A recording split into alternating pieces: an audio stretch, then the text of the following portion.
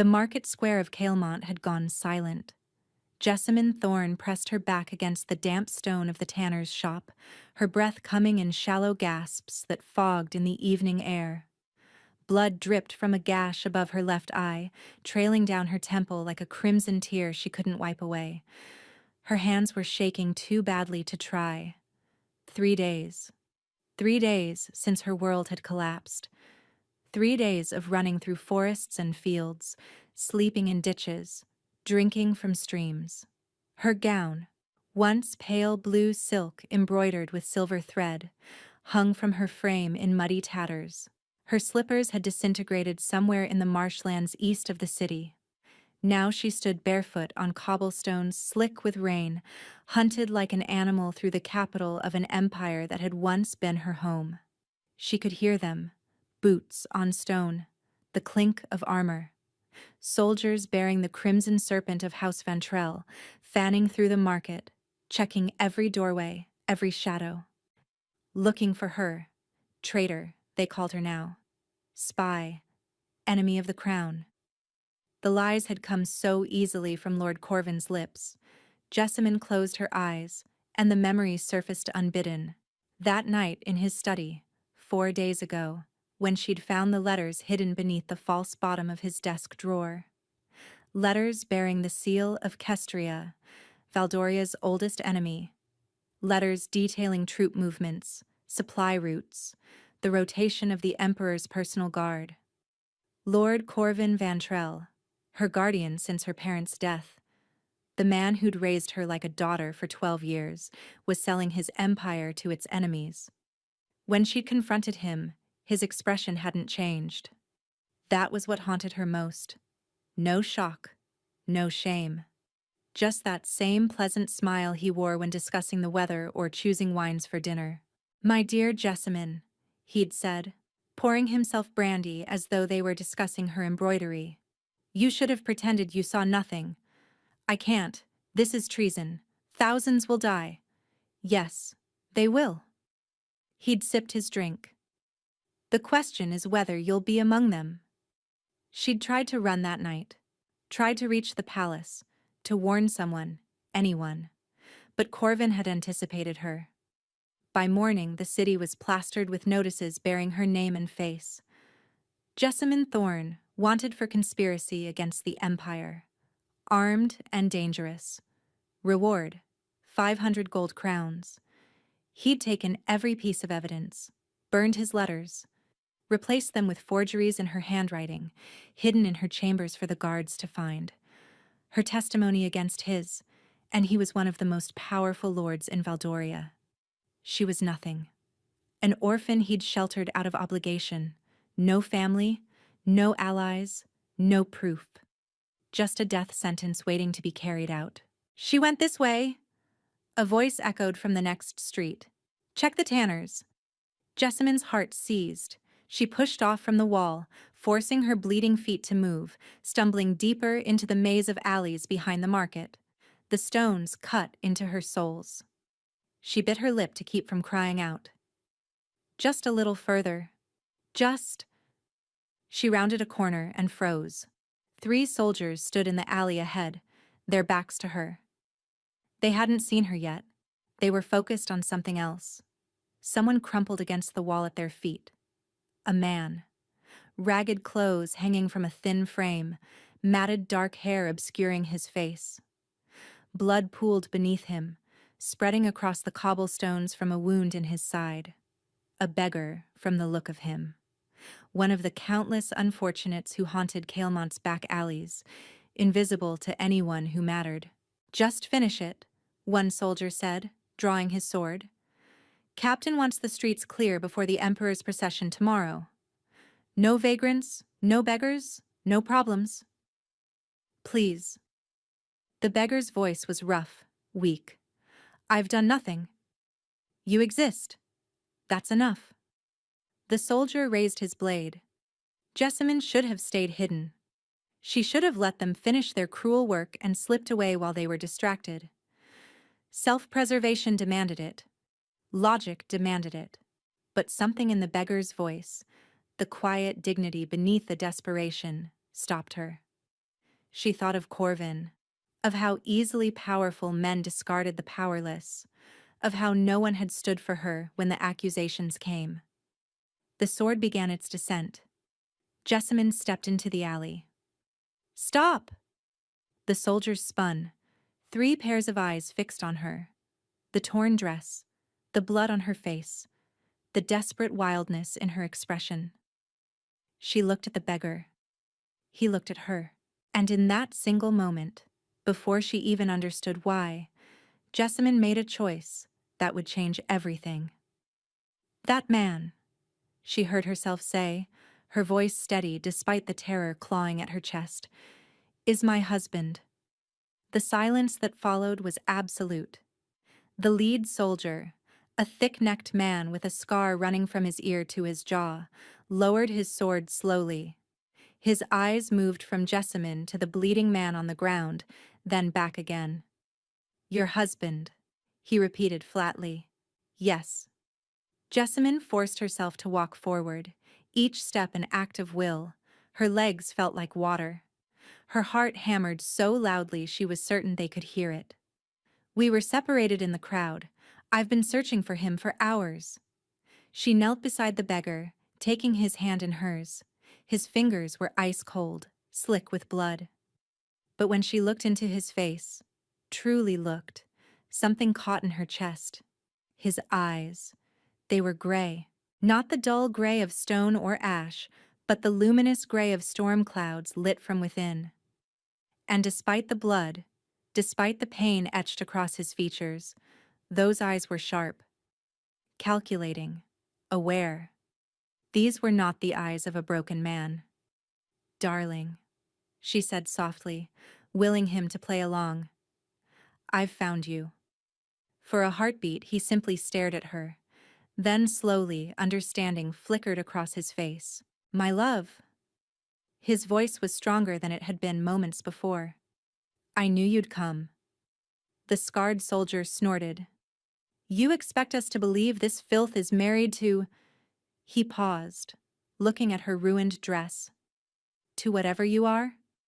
I expect nothing from men who would murder an unarmed man in an alley." Jessamine met his gaze without flinching. "But I'm telling you the truth. He's mine, and I'm taking him home. He's a vagrant. The captain's orders? We're to clear vagrants from the streets." She stood, positioning herself between the soldiers and the wounded man. "He's not a vagrant. He's my husband. He has a home. A name." "What name?" Jessamine's mind raced. She looked down at the man, at those impossible gray eyes, and said the first thing that came to her. "Theron. His name is Theron." Something shifted in the beggar's expression, something she couldn't read. "Theron what?" the soldier demanded. "Theron Ashford." She lifted her chin. "Of Thornhaven. My family's estate in the eastern provinces." The lie came easier than it should have, perhaps because she had nothing left to lose. The soldiers exchanged glances. The scarred one stepped closer, studying her face with uncomfortable intensity. "You look familiar," he said slowly. "Have we met?" Jessamine's blood turned to ice. The notices. Her face was on notices throughout the city. "I have one of those faces." She kept her voice light, dismissive. "Now, if you'll excuse me, my husband needs a physician." She bent to help Theron rise, wrapping his arm around her shoulders, bearing his weight as best she could. He was heavier than he looked, solid muscle beneath the ragged clothes, and she staggered slightly before finding her balance. "Please," she said over her shoulder, letting vulnerability creep into her voice. "He's all I have." The scarred soldier watched them for a long moment. Then he sheathed his sword with a grunt of disgust. "Get out of here, both of you, and keep your husband off the streets, or next time I won't ask questions." Jessamine didn't wait to be told twice. She half-carried, half-dragged Theron down the alley, around the corner, through a gap in a crumbling wall, until the soldiers' voices faded behind them. Only then did she allow herself to breathe. "Thank you." His voice was low, meant only for her ears. She looked at him, this stranger she'd just claimed as her own, and felt the first stirring of unease. "Who are you?" she whispered. His eyes held hers, and the ghost of a smile crossed his bloodied face. "Someone who owes you a debt, Jessamine Thorne." She went cold. He knew her name. "How do you know who I am?" They'd found shelter in an abandoned stable at the edge of the merchant district, hay that smelled of mold and age, moonlight filtering through gaps in the rotting roof. Not safe. Nowhere was safe, but hidden enough for now. Jessamine pressed a torn strip of her underskirt against the wound in Theron's side, trying to stop the bleeding. Her hands moved mechanically, but her mind was racing. He knew her name. This beggar. This stranger. This man she'd risked everything to save. He'd spoken her name like he'd known it all along. "I asked you a question."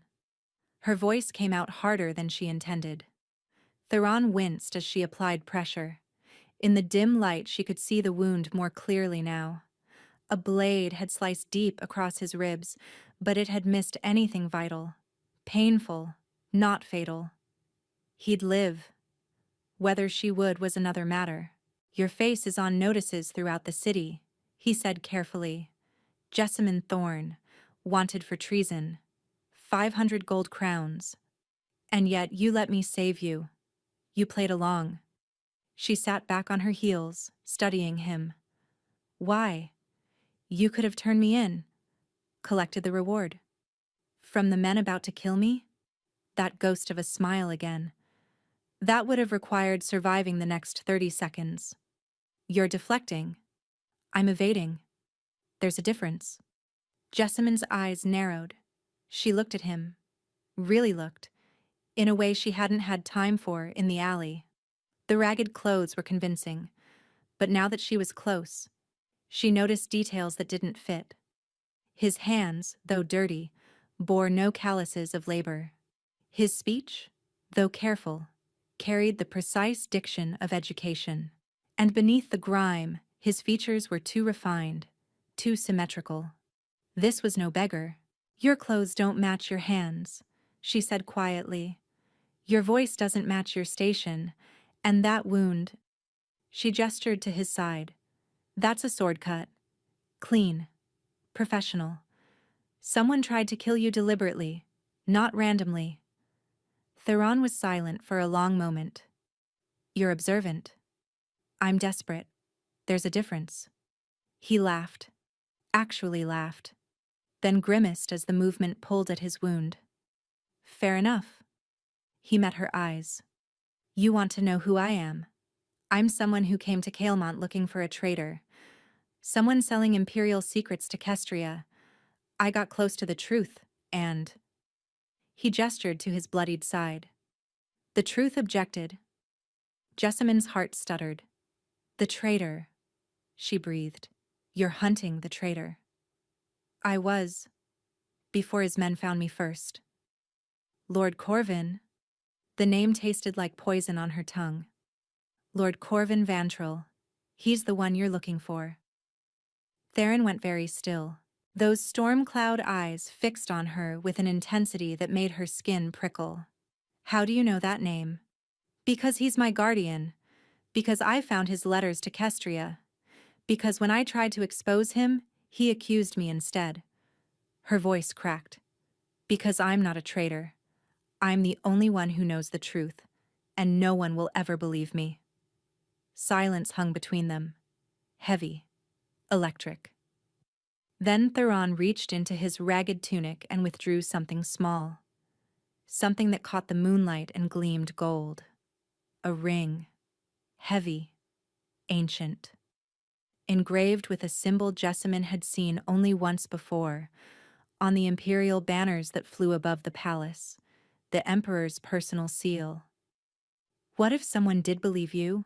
Theron said softly. Jessamine stared at the ring, then at the man holding it, and the ground beneath her certainty began to crack. "Who are you?" His answer was barely a whisper. "Someone who can give you everything you need to destroy Lord Corvin." He paused. If you're willing to trust me. Jessamyn's mind reeled. The ring in Theron's palm bore the Emperor's personal seal, the twin phoenixes of House Valdric, rising from flames that had been ancient when Valdoria was still a collection of warring provinces. Only 3 people in the entire empire were permitted to carry that symbol: the Emperor himself, the Emperor's heir, and the Emperor's shadow, the Veiled Hand, the nameless enforcer who answered to no one but the throne itself. You're not a beggar, Jessamyn said slowly. You never were. No. Theron closed his fingers around the ring. I'm not. Then what are you? Imperial intelligence? A spy? Something like that. He shifted, grimacing as the movement pulled at his wound. I was sent to investigate the leak in our military intelligence. The trail led to Lord Corvin's inner circle. I got close, too close, and his men caught me 3 nights ago. 3 nights. The same night she'd fled. He must have realized we were both threats at the same time. It seems Lord Corvin decided to clean house. Theron's jaw tightened. He had me beaten, stabbed, and dumped in the streets to die like a common vagrant. No one would investigate. No one would care. His eyes met hers. Except you did. Jessamyn looked away. I wasn't thinking clearly. You were thinking more clearly than anyone I've met in years. He tucked the ring back into his tunic. You saw a stranger about to be murdered, and you stepped between him and the blade. That's not confusion, Jessamyn. That's courage. The sound of her name in his voice did something strange to her chest. Courage doesn't matter if we're both dead by morning. She stood pacing the narrow stable. Corvin's men are searching everywhere. The city gates are watched. Every guard in Kael'mont knows my face. And you... She gestured at his blood-soaked clothes. You can barely stand. Which is why I need you. She turned. What? Theron pushed himself upright against the wall, his face pale but determined. I have authority, resources, the power to clear your name and bring Corvin to justice. But right now, I'm wounded, compromised, and officially dead as far as anyone knows. He met her gaze steadily. You have no power, no resources, but you have something I need desperately. Knowledge of Corvin's household, his habits, his secrets. You lived in that house for 12 years. You want me to help you destroy him. I want us to destroy him together. The word together hung in the air between them. And in return? Jessamyn asked carefully. In return, I give you everything. Protection. Vindication. Your name restored. The entire empire will know the truth about what Corvin did to you. He paused. But I need you to trust me. Stay with me. Help me build an unassailable case. Stay with you, she repeated. As what? Your informant? Your prisoner? As my wife. Jessamyn's breath caught. The pretense you created in that alley, Theron continued. It's actually perfect. A wounded man traveling with his wife attracts far less attention than 2 fugitives moving separately. We maintain the fiction until we're somewhere safe. Then we plan our attack.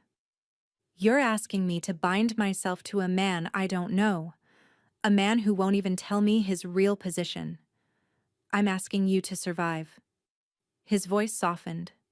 I know it's not fair. I know I'm asking you to trust someone who's given you no reason to, but Jessamyn... He reached out, his bloodied fingers brushing hers. I swear on my life, I will not betray you. Help me bring down Corvin, and I will spend every resource I have making sure you never fear again. She looked at his hand, at the blood drying on his skin, at the determination burning in those eyes the color of winter storms. He was asking her to leap into darkness with nothing but his word as a net, but the alternative was dying alone in an alley, forgotten and condemned. If you betray me, she said quietly, I'll find a way to destroy you, even if it takes my last breath. I would expect nothing less. She took his hand. Then we have a deal, husband.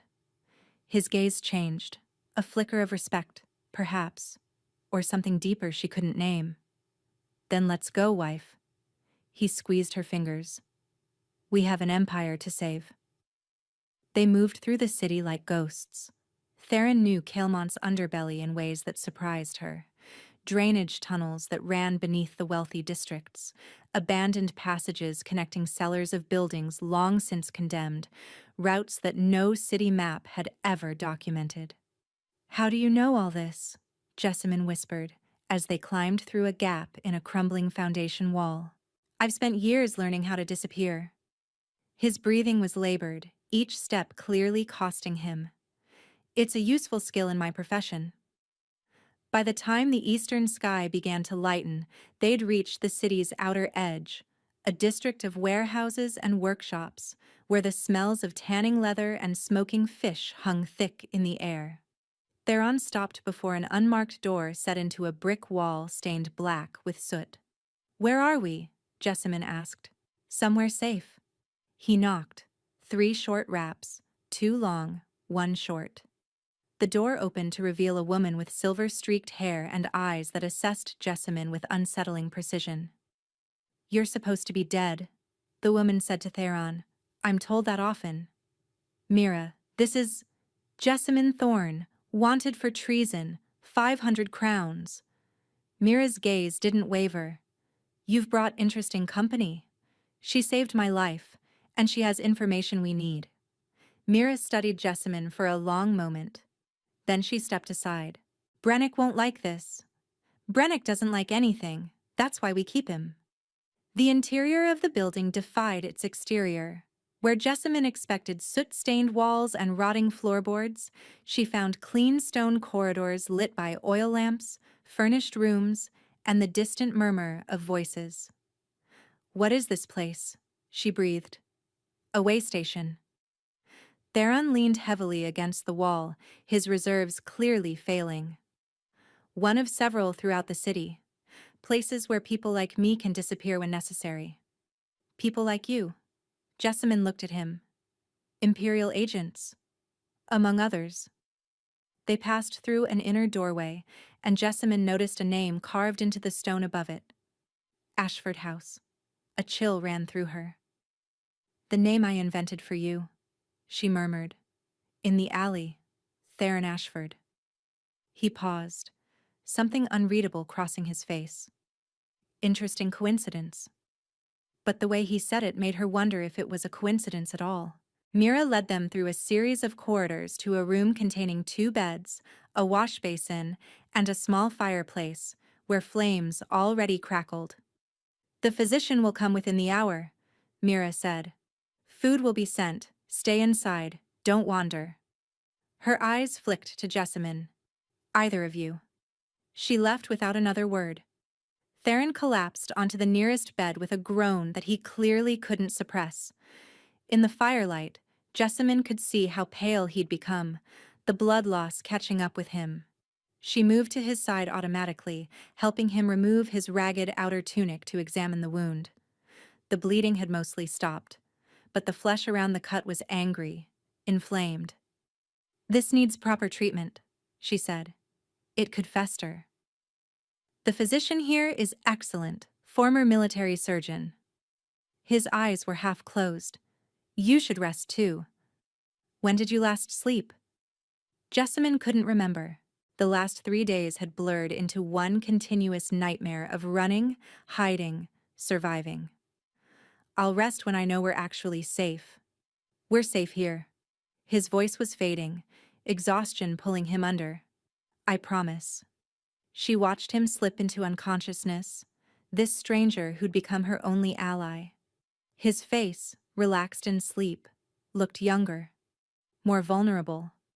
She noticed a thin scar along his jawline, another above his left eyebrow. A man who'd been hurt before. Who'd survived before. Who are you, really? She thought. What have I found myself to? But those questions would have to wait. Jessamine pulled a chair to the door, sat with her back against it, and kept watch through the long hours until dawn. She wouldn't sleep. Not yet. Not until she understood exactly what she'd walked into. The days that followed reshaped Jessamine in ways she hadn't anticipated. The way station, Ashford House, as she now knew it, was larger than it appeared. Beneath the warehouse facade lay a network of rooms housing nearly 24 people, agents, informants, analysts who pored over documents and whispered conversations in corners, an entire shadow organization operating beneath the Empire's notice, and at its center, recovering slowly from his wounds, was Theron. "Tell me about Corvin's study," he said on the third day, well enough now to sit upright and take notes. The layout, the furniture. Where did he keep his private correspondence? Jessamine closed her eyes, pulling memories from 12 years of living in that house. A mahogany desk beneath the eastern window. He liked the morning light. 3 locked drawers on the right side. I never saw keys for them until that night. A false panel behind the portrait of his father. "How did you find it?" "I knocked something against the wall while cleaning. The sound was wrong. Hollow." Theron wrote quickly. "What else?" And so it went. Hour after hour, day after day. Jessamine reconstructing every detail she could remember of Lord Corvin's household. The servants she'd trusted. The ones who'd seemed afraid. The visitors who came late at night and left before dawn. The conversations she'd overheard through walls she wasn't supposed to be near. She'd never realized how much she'd observed. How much she'd stored away without conscious thought. "You have a remarkable memory," Theron said one evening, reviewing his notes by candlelight. "I had to. When you're an orphan in someone else's house, you learn to watch everything, to notice when moods shift, when danger approaches." She stared at the fire. "It's how you survive." "Is that what you were doing? Surviving?" "I thought I was living." Her voice was quiet. "I thought he cared about me. 12 years. And I never saw what he truly was." "Predators are skilled at hiding. That's not your failure, it's his design." She looked at him. Really looked. For the first time in days, his color had returned. The wound was healing cleanly thanks to the surgeon's skill. But there were shadows beneath his eyes that she recognized. The weight of secrets carried too long. "What about you?" she asked. "What are you hiding from?" Theron was silent for a long moment. "My older brother died when I was 16, he said finally. Murdered by someone he trusted. Someone who smiled at our family dinners and plotted his death between courses." His jaw tightened. "He was everything I wanted to be. Brave, honorable, the heir our family deserved. And they took him from us. I'm sorry. I spent years learning everything I could about deception, about lies, about how to see through the masks people wear, because I swore I would never be fooled the way he was." "And were you? Fooled again?" "Once. It nearly cost me everything." He met her eyes. "That's why I don't trust easily, Jessamine. That's why I haven't told you everything about who I am. It's not that I think you'll betray me. It's that trust, for me, is a door that's very difficult to open. But you're asking me to trust you completely." "Yes. No hesitation. No excuse. And I know how unfair that is. I know I'm asking you to give what I struggle to offer in return." Jessamine considered his words, the honesty in them, the vulnerability he clearly hated showing. "Then let's make a different deal," she said slowly. "We trust each other in stages. You tell me things as we go. I prove myself as we go. Neither of us has to leap blind." Something eased in his expression. "That's reasonable." "I'm a reasonable person, when I'm not claiming strangers as my husband in dark alleys." He laughed. A real laugh, surprised out of him, and the sound transformed his face entirely. Made him look younger, lighter, almost handsome. Almost. "Very well," he said. Stages it is. And speaking of stages, he stood, gesturing for her to follow. There's something I want to show you. He led her through corridors she hadn't explored to a room at the way station's heart. Inside, a massive table dominated the space, covered with documents, maps, and what appeared to be a web of names connected by colored threads. This is everything we have on Corvin, Theron said. 15 months of investigation, and thanks to you, we've filled more gaps in 3 days than we did in the previous 6 months. Jessamine stared at the web of connections, at the scope of Corvin's treachery laid bare. This is how we'll destroy him, she breathed. No. Theron moved to stand beside her. This is how we'll expose him. Destruction requires something more. He turned to face her. I want you to testify. Not just provide information. Stand before the Imperial Court and tell them everything. Your face, your voice, your truth. Fear coiled in her stomach.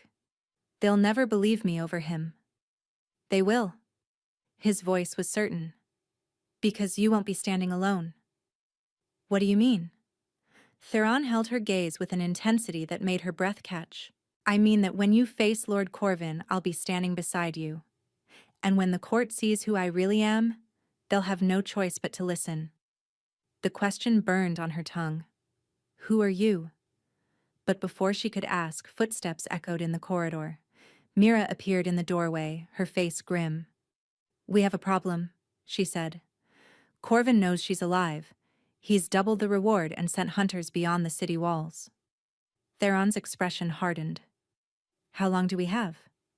Days. Maybe less. He looked at Jessamine, and she saw the calculation in his eyes shift to something fiercer, more protective. Then we move faster, he said, and we stop playing defense.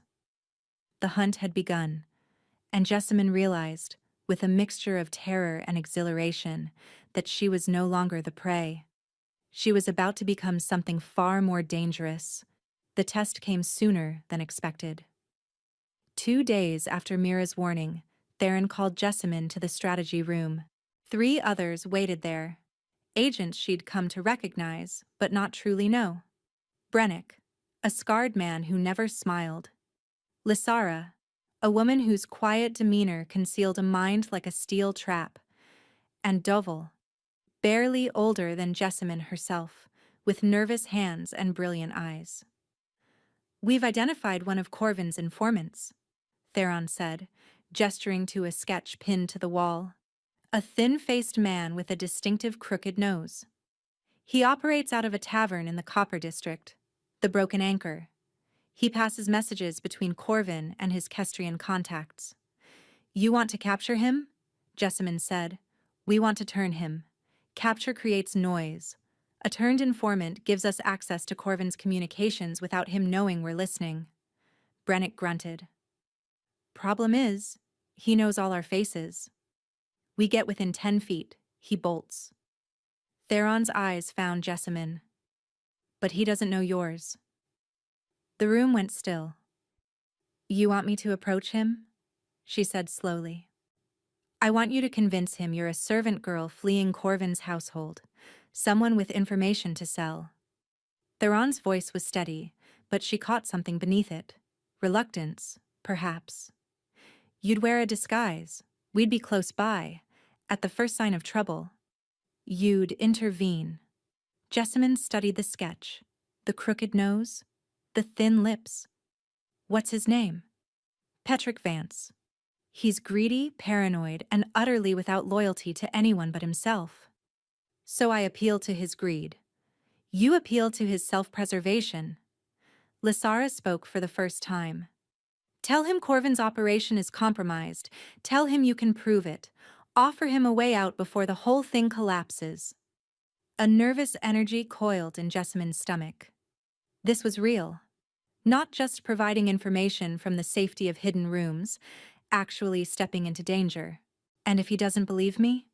Then you walk away, Theron said firmly. No heroics, no risks. You're not trained for confrontation, and I won't lose you to prove a point. I won't lose you. The words landed differently than he'd probably intended. When? She asked. Tonight. The broken anchor was everything Jessamine expected.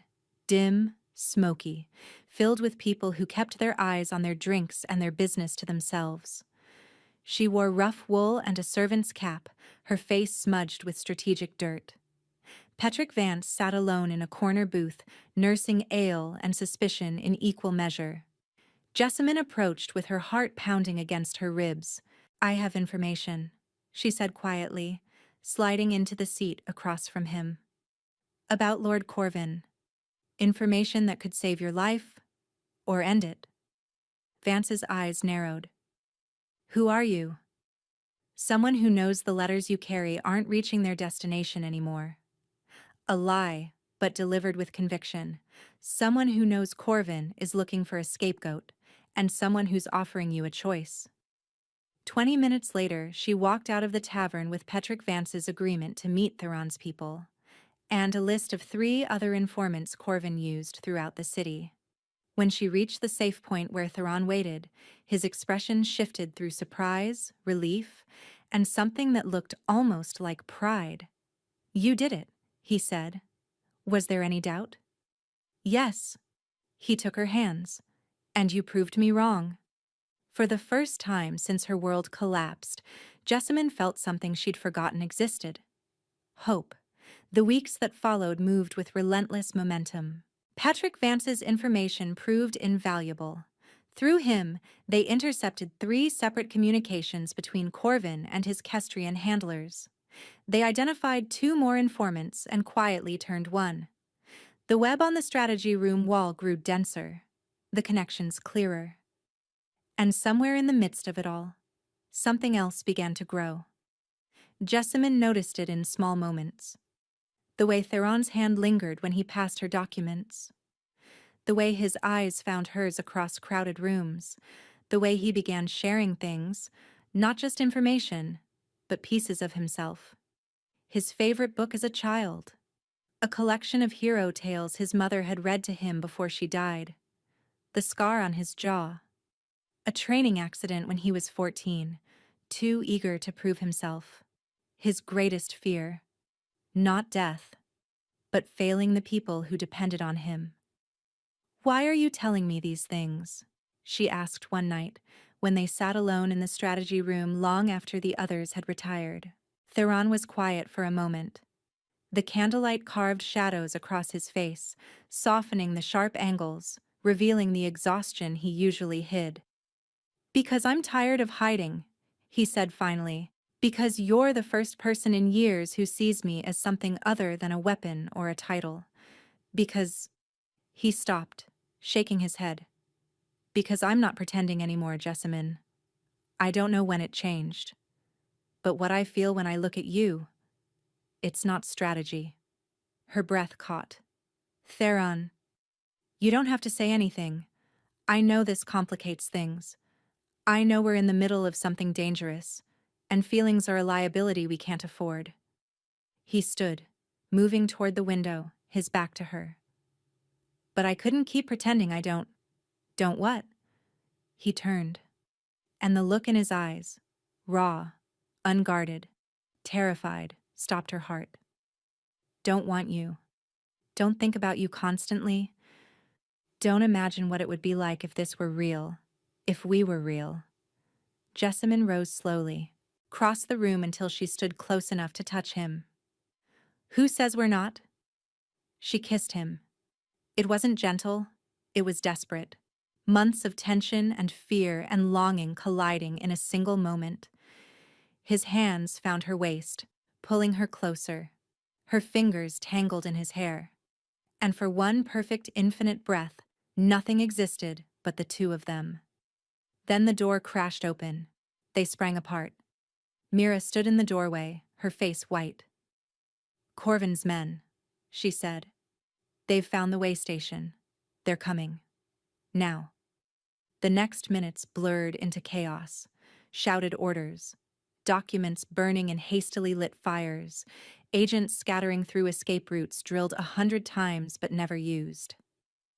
Theron grabbed Jessamine's hand, pulling her through corridors she'd memorized weeks ago.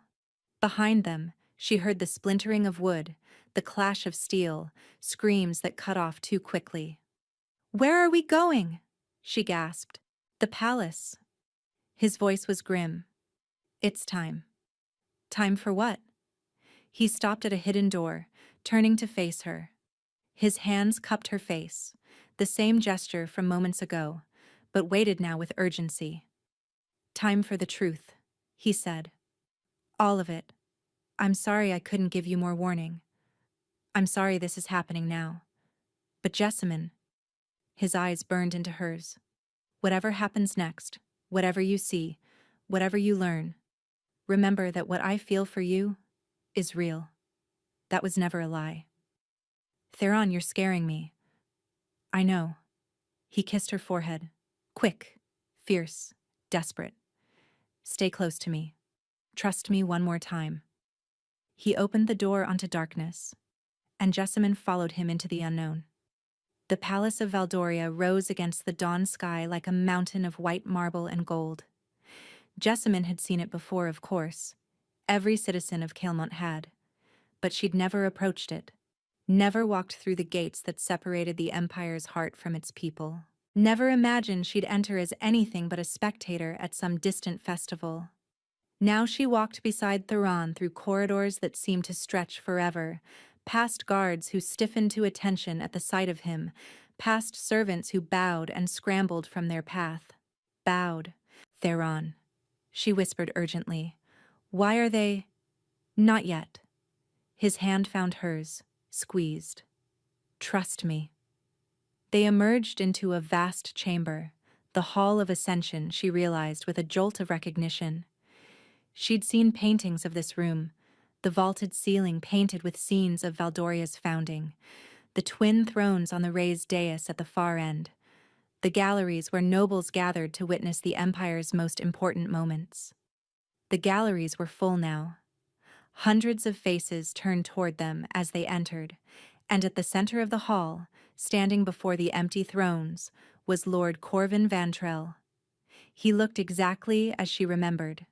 Silver-streaked hair perfectly arranged, expensive robes cut to emphasize his authority, that pleasant smile that had fooled her for 12 years.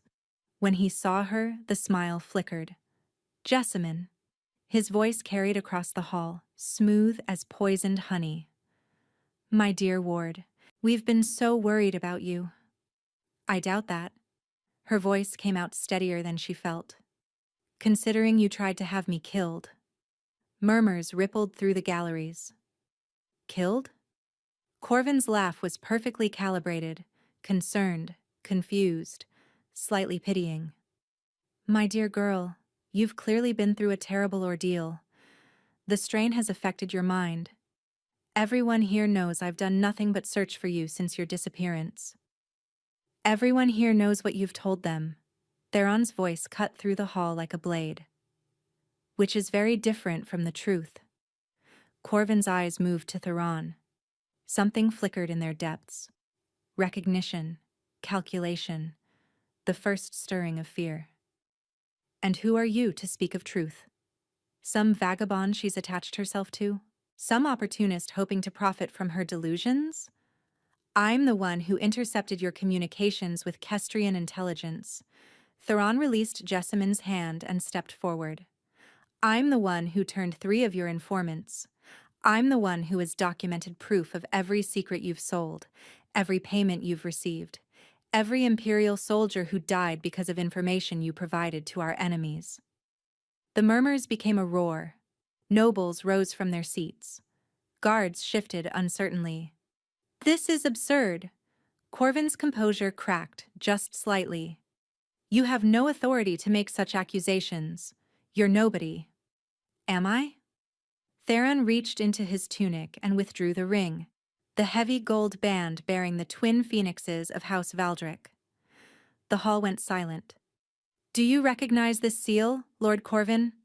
Theron's voice was ice. "You should. You've spent 15 years trying to undermine everything it represents. That's not possible." Corvin stepped back, his face draining of color. "The prince is dead. He died in the Kestrian campaign. Everyone knows." Everyone knows what they were told. Theron's hand moved to his collar, unfastening the clasp that held his worn traveling cloak. It fell away, revealing what lay beneath, not the rough clothes of a vagabond, but a military tunic of pure white, embroidered with silver thread in patterns only the imperial family could wear. "Prince Cadron Valdric died in Kestria," Theron said quietly. "But I was never in Kestria. The death was a fiction, created so I could hunt traitors without interference, without warning, without mercy." He turned to face the galleries, and Jessamine saw it happen, the recognition spreading like fire through dry grass, the gasps, the hands raised to mouths, the sudden profound silence of 100 nobles realizing they stood in the presence of the Crown Prince of Valdoria. One by one they began to kneel, first the front rows, then the galleries, then the guards, the servants, everyone in the hall lowering themselves in deference to the man Jessamine had claimed as her husband in a dark alley to save his life. Everyone except Corvin. "This changes nothing," he snarled. "You have accusations, not proof. My word against some girl's fantasies, and a prince who's been playing pretend for years." "Then let's discuss proof." Theron, Cadron, raised his hand. A door opened. Petrick Vance entered, followed by 2 other men Jessamine recognized from the strategy room wall, Corvin's informants, his network, his witnesses. "These men have provided detailed testimony of their work for you," Cadron said. "We have letters, payments, dates, names, everything." "They're lying. They've been paid to—" "And we have this." Mira stepped forward, carrying a leather satchel. From it, she withdrew a stack of papers, letters bearing the seal of Kestria, in Corvin's own handwriting. "Recovered from your estate this morning," Cadron said.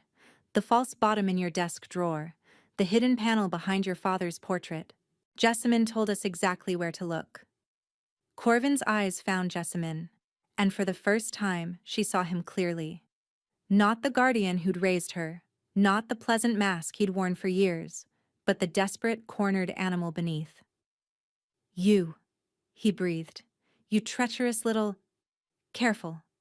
Cadron's voice dropped to something dangerous. "That's my future empress you're addressing." The hall went absolutely still. Jessamine's heart stopped.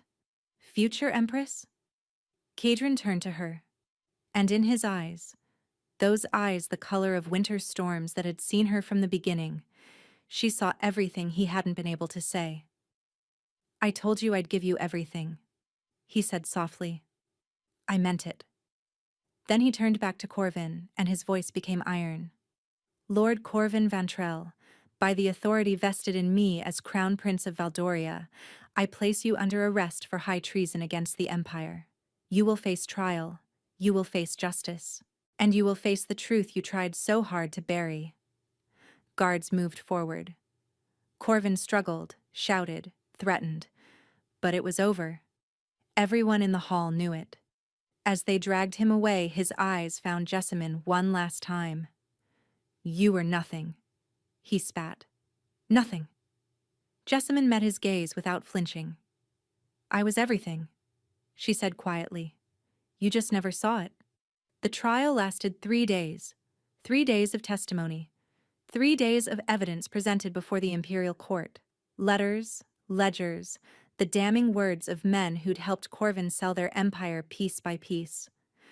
3 days of watching a man who'd once held her life in his hands crumble under the weight of his own treachery. Jessamine testified on the 2nd day. She stood before hundreds of nobles, ministers, and dignitaries, the most powerful people in Valdoria, and told them everything. The night she'd found the letters, Corvin's cold response, her flight through the city, the months of hiding, planning, preparing. When she finished, the silence was absolute. Then a woman in the front row, an elderly duchess with sharp eyes and sharper diamonds, began to clap. Others joined. Within moments, the entire hall was applauding. For her. For the orphan girl who'd stood against a lord and won. Kadrin found her afterward, in a quiet antechamber where she'd retreated to catch her breath. "You were magnificent," he said. "I was terrified." That's what made it magnificent. He crossed to her, taking her hands. Courage isn't the absence of fear. It's choosing to act despite it. You've done that every single day since I met you. She looked at their joined hands. At the ring he now wore openly, the imperial seal that marked him as heir to everything. "Why didn't you tell me?" she asked quietly. "Who you really were?" "At first, because I didn't know if I could trust you. Then because I didn't want to change how you saw me. And finally," he hesitated, "because I was afraid." "Afraid of what?" "Afraid that once you knew, you'd see the crown instead of the man. That everything between us would become political calculation instead of—" He stopped, shaking his head. "Instead of what it became." "And what did it become?" His eyes met hers.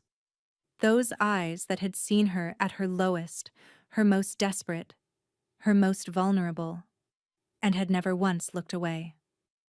"Everything," he said simply. "You became everything." They stood in silence for a moment, the weight of all that remained unspoken hanging between them.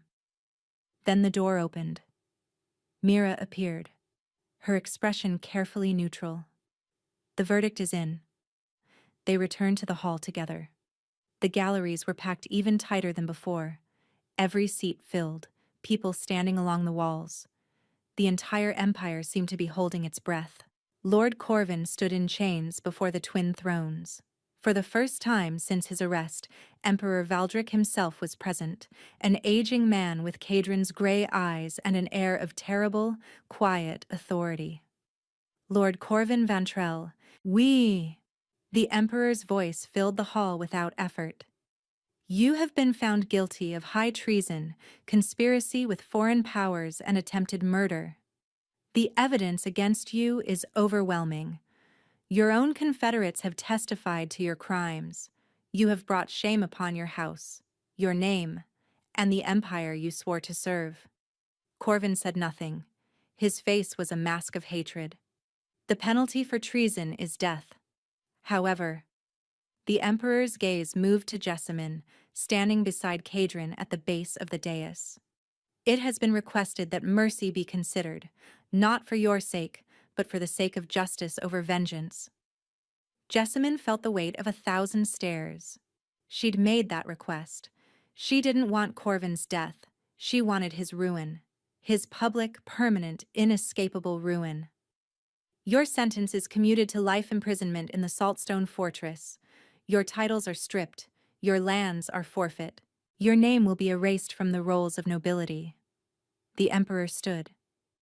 "You will live, Lord Corvin. You will live with what you've done. And you will never, ever be forgotten. Or forgiven." Guards moved forward. As they led Corvin past Jessamine, he stopped. "You think you've won," he said softly, "but you'll never truly belong here. You'll always be the orphan girl playing dress-up. The moment they see weakness, they'll devour you."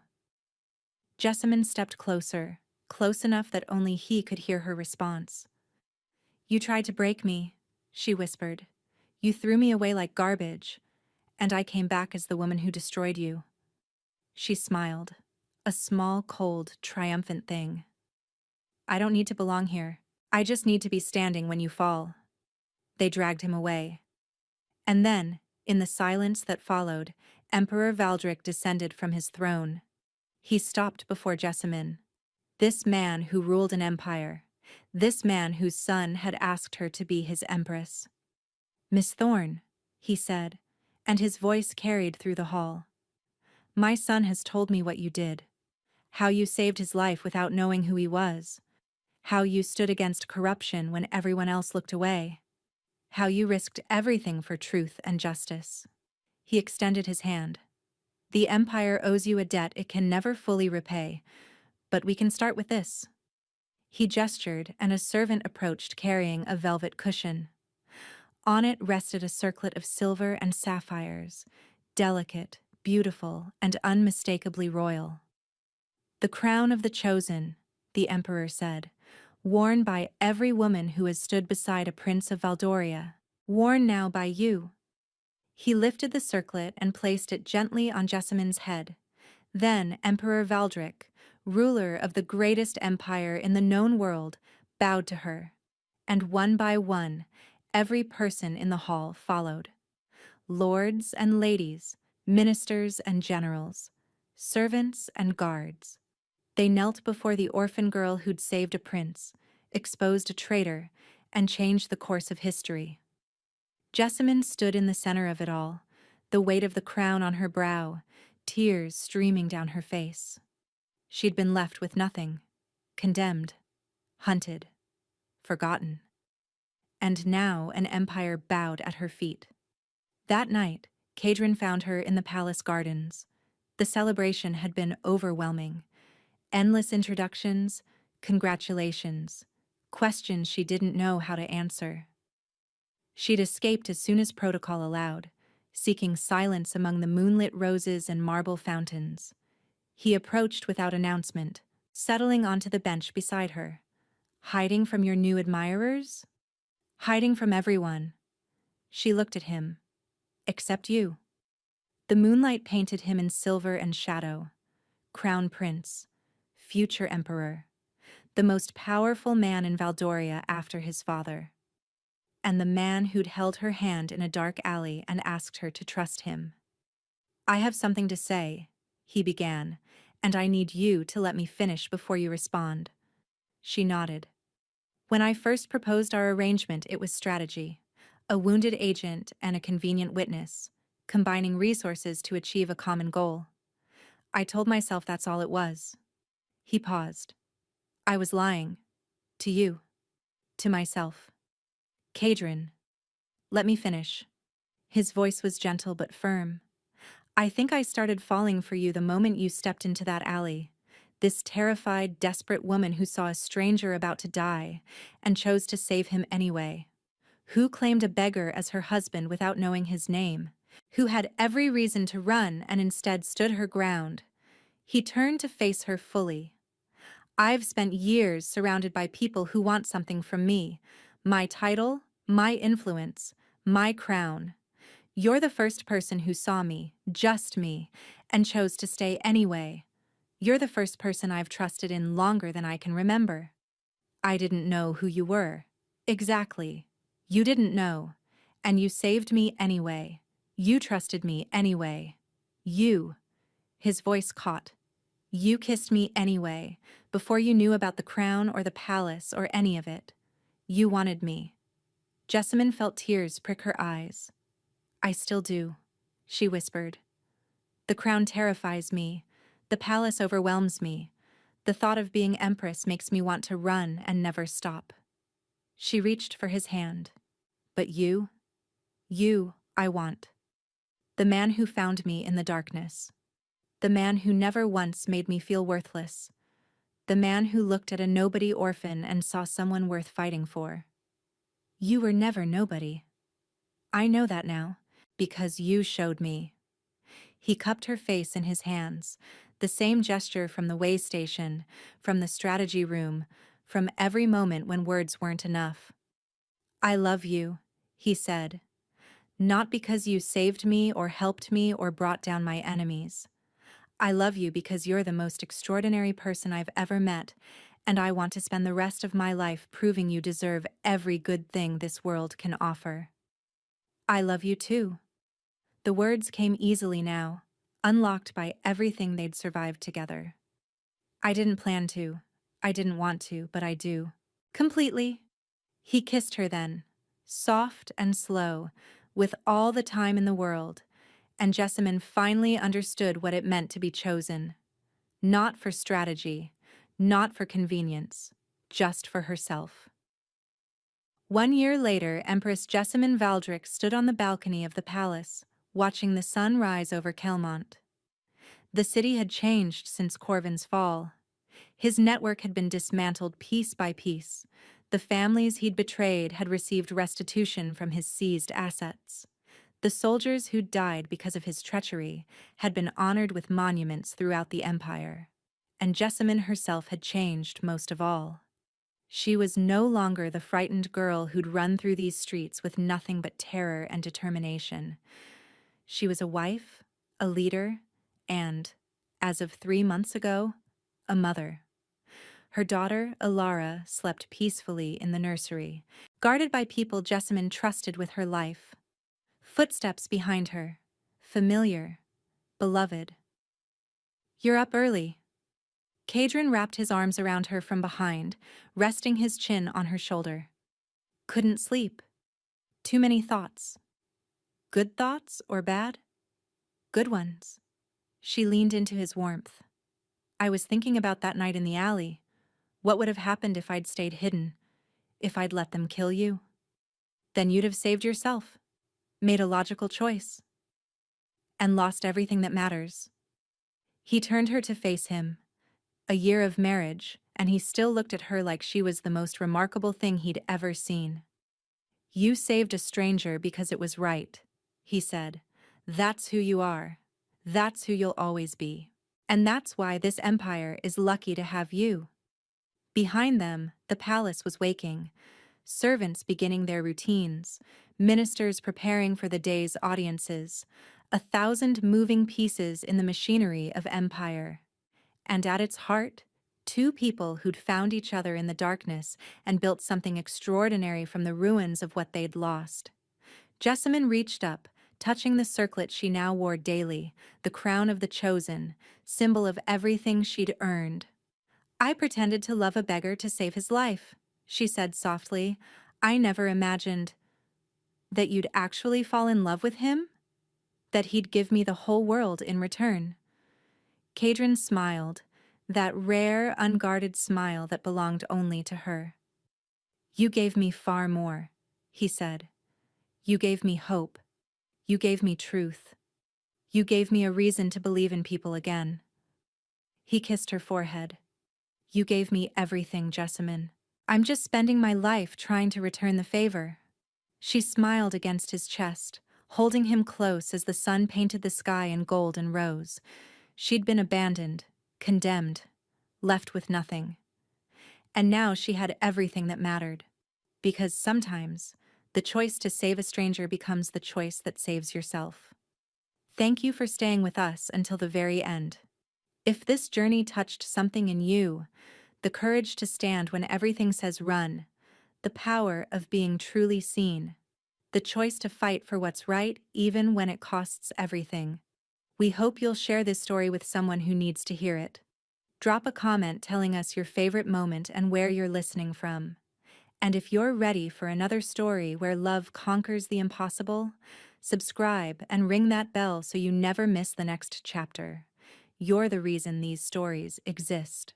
Thank you for being here, for listening, for believing that even in the darkest moments, one choice can change everything.